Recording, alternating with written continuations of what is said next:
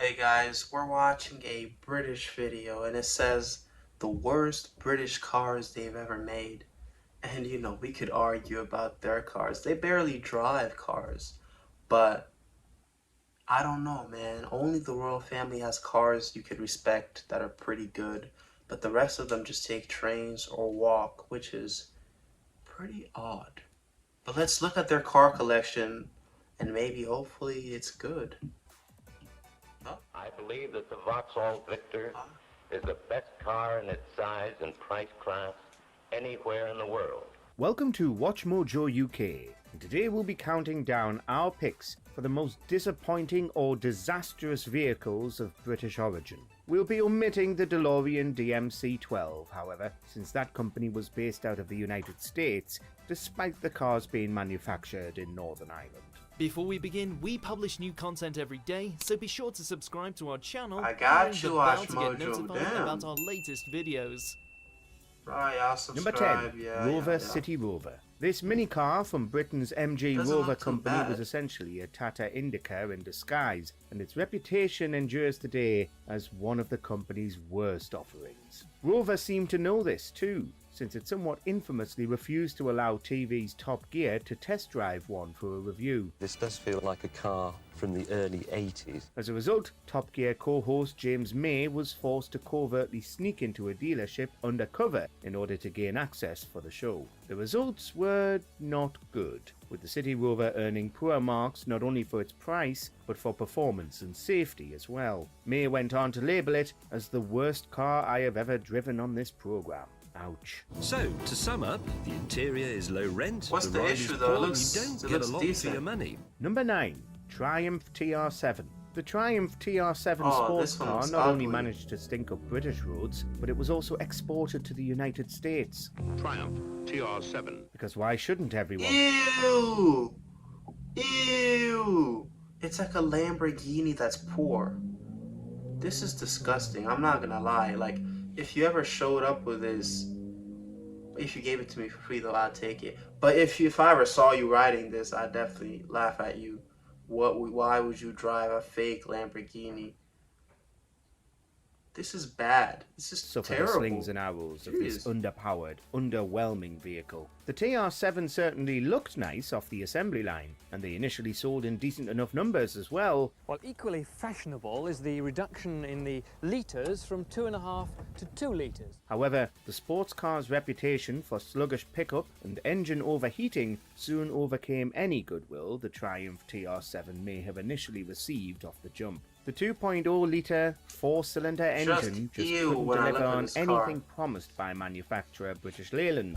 The TR7 was phased out by the end of 1981. But the crash-proof rear pillar here tends to be very, very thick indeed, and so your rear three-quarter visibility suffers. Number 8. Morris Marina. The British Leyland Motor Company employed a number of subdivisions This within doesn't their look array so of bad. cars, including the Austin Morris brands. The Morris Marina does have its defenders, and sold briskly during its 9-year production run. However, hindsight presents the Marina as a car that just wasn't built to last, with the 2006 survey from Auto Express magazine highlighting how fewer than 1,000 of the over 800,000 Marinas sold in Britain were still on the road. The miracle is not that the Marina won that. It's that it was built in the first place. There's just no nice way to say this. The Morris Marina was a rust bucket. Although certain parts of the car could be donated to other cars in order to extend their lives, the Marina is probably better left in a vehicular graveyard. Okay, actually, cool concept. I'm not gonna lie, really nice car, but just the only issue is I guess weak materials. They didn't have enough, but not a bad car. It was a good start, in my Number opinion. 7. Not that Austin bad. Allegro. This time, it's the Austin Allegro. The Austin Allegro was just yet another one bad. of the Austin Morris division of cars to be considered a clunker. A small family vehicle that enjoys a particularly poor reputation today.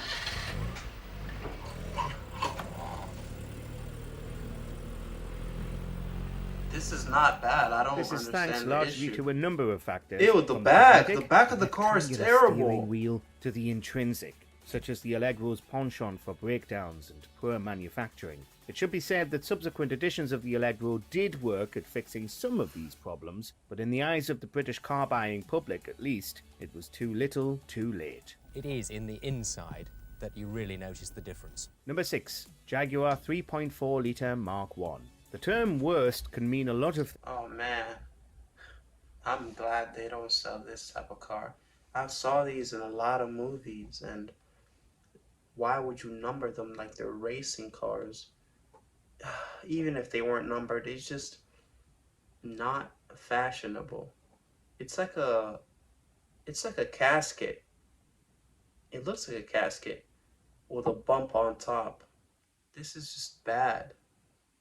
Purely terrible. But with the Jaguar 3.4 litre Mark 1, the word underlines safety. The Jaguar Motor Company has weathered the storms of a number of controversial models over the years, from the Jaguar XJS to the Jaguar XJC, but it was the introduction of a 3.4 litre engine into the original Mark 1 that turned out to be a deadly idea. The original Mark 1 came with a 2.4 litre engine, but Jaguar upgraded in response to pressure from dealers in the United States. The resulting change meant that the Mark 1's brakes and suspension just couldn't keep up, making this Jaguar unsafe at any speed. Number 5. Jensen Healy. This is the safest thing Ew. anyone has ever done. The Jensen Healy is actually quite collectible today, thanks in part to the Jensen Motor Company essentially folding with this car's demise back in 1976. This changes little about their unreliability, however, which all comes down to the Lotus engine under the bonnet. This was the first time a dual overhead cam 4 valve per cylinder engine was mass produced for a car such as the Healy, and the results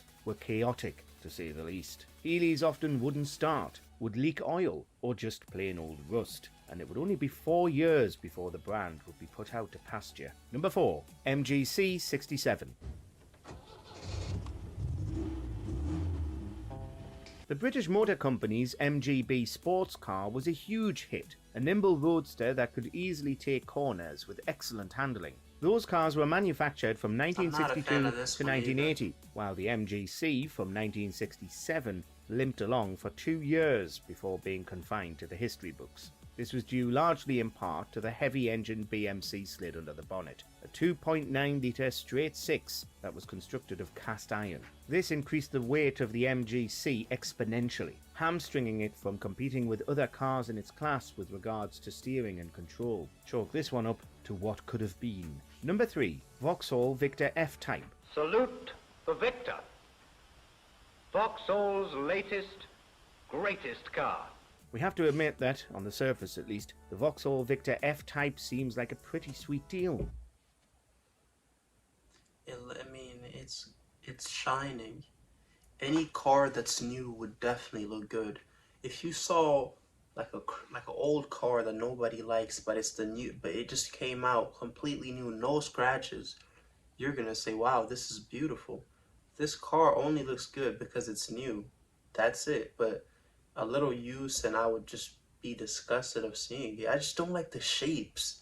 They looked sleek, employed a 1.5 litre 4-cylinder engine without any trouble, and were exported to the United States in massive numbers. Even on a wavy road, there's hardly a ripple. Don't need it. Then the demand started to slow down, and then completely stop cold. The writing on the wall was soon apparent. The Vauxhall Victor F-Type was completely helpless against rust. Was it this increased demand that resulted in assembly line workers cutting corners? Or was the Vauxhall Victor F-Type doomed right from production? This is how we know. By testing. Constant, unremitting testing. Number 2. Reliant Scimitar GTE. It should be said that the Scimitar brand from Reliant Motors were largely dependable and well-handling cars that sold well and found a loyal audience. Isn't that bad. However, both the SE6 GTE as well as the SE8 models from the 1970s and 80s possessed a potentially fatal design flaw with regards to its fuel line and carburetor system. It wasn't uncommon for a Scimitar to have ended life in a spectacular blaze. Specifically, petrol could leak from this system into the exhaust manifold, potentially igniting a deadly fire within the engine bay. Granted, this hypothetical situation wasn't a foregone conclusion. Looks good. Let's be honest. Would you be willing to take the chance? It's just madness. The car should never have gone into production. Number 1. Reliant Robin. Here's a fact. the Reliant Robin was popular. Here's another fact. The Reliant Robin is also quite dangerous. If Why I'm being wouldn't it honest, be? so this The car, I would ride it. It has one wheel. I'd only ride it because people would think that's the funniest thing I've ever seen. If I saw somebody like riding in front of me with a car that has 3 wheels, I'm taking out my phone and I'm laughing at that because that's funny. That's literally funny. This is humor. Like I would buy this to keep it in my car collection if I had one, and say, "Oh shoot, look, this is one of my funniest purchases." For humor and display, this car is good, but for driving, nope, you won't catch me near this thing. I'd rather learn how to swim than car try to only drive possesses this. 3 wheels, it's a front-wheel drive car, mind, is made of plastic and can be tipped over with ease over a puddle of Made stiff of plastic. grease.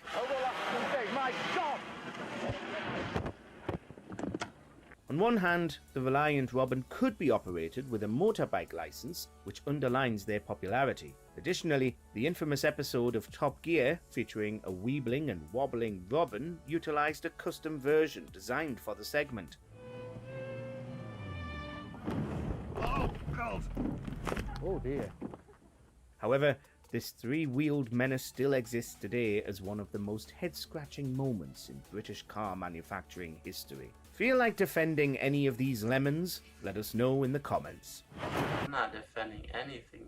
Oh my goodness, that was bad. But yeah, have a nice day.